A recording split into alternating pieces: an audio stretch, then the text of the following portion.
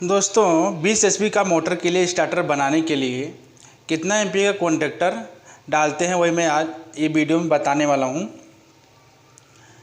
समझ लीजिए 20 एचपी का मोटर है, ठीक है।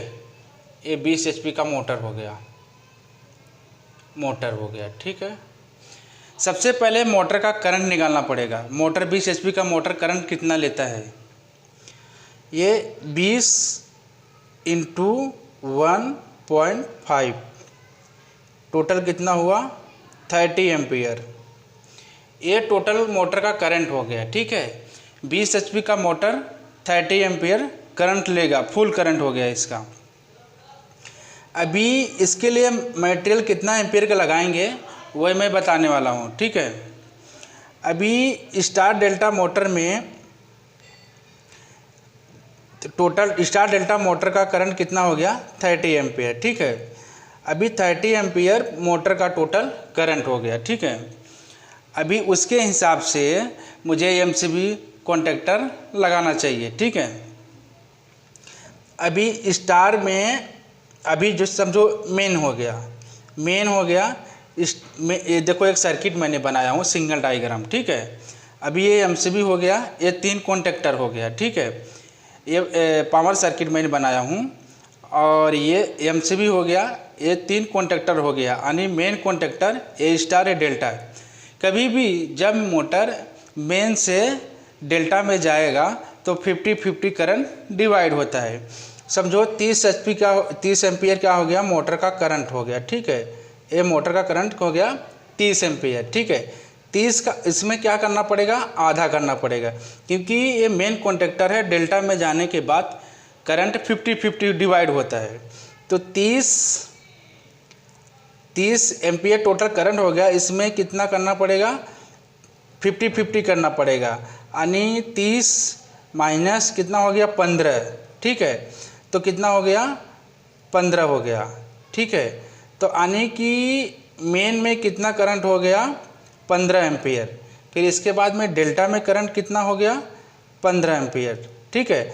अभी मेन में जब चलेगा, मेन में जाने के बाद में जब डेल्टा में जाएगा स्टार्टर मोटर, तो क्या हो गया करंट 50-50 डिवाइड होता है। तो मेन में 15 एम्पियर हो गया। अभी देखो मेन में करंट कितना हो गया 15 एम्पियर, ठीक है। ये मेन करंट हो गया, मेन कॉन्टेक्टर है।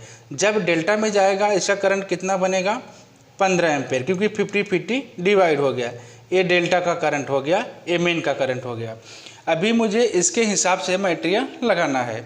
तो सबसे पहले ये एमसीबी है, ये मेन एमसीबी मेन है, ठीक है। ये एमसीबी क्या करेगा, यहाँ से इनपुट सप्लाई 415 वोल्ट है, आउटपुट ये दोनों मेन और डेल्टा में करंट आर फेस डिवाइड होता है। आर फेस वाई फेस आने तीनों फेस डिवाइड होता है, मेन में और डेल्टा में डिवाइड होता है, ठीक है।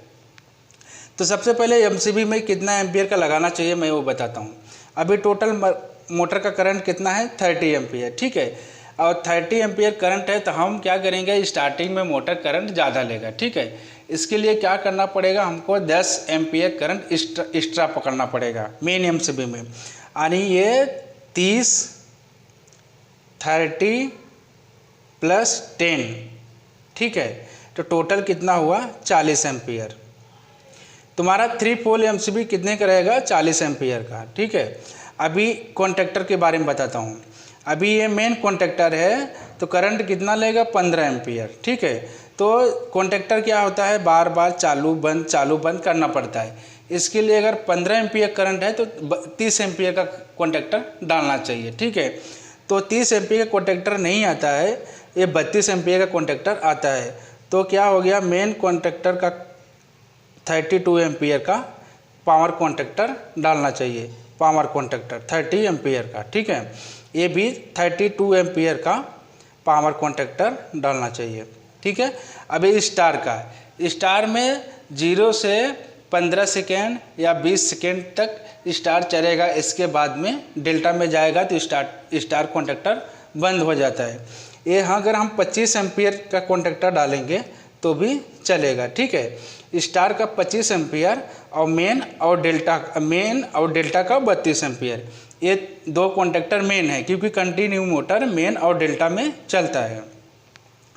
अभी रिले के बारे में बताता हूँ।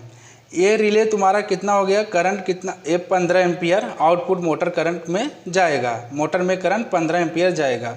तो हम क्या करेंगे कि 10 एम्पियर एक्स्ट्रा पकड़ेंगे, क्योंकि कभी कभी क्या होता है कि मोटर लोड ज़्यादा लेता है। जब लोड ज़्यादा होता है तो रिले जलने का चांस रहेगा, इसके लिए 10 एम्पियर करंट हम एक्स्ट्रा पकड़ के चलते हैं।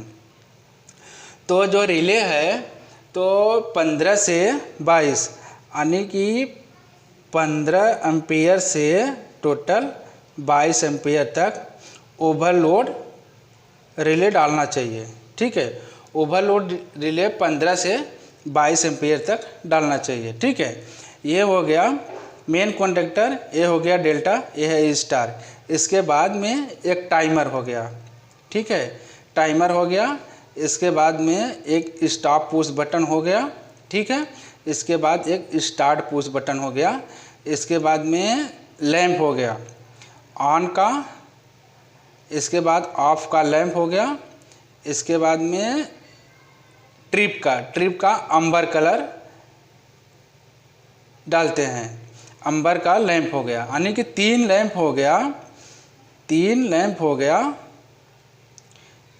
और एक टाइमर, 3 कॉन्टेक्टर, एक एमसीबी। अगर 20 एचपी का स्टार्टर बनाना है तो यही मटेरियल डालते हैं। ठीक है।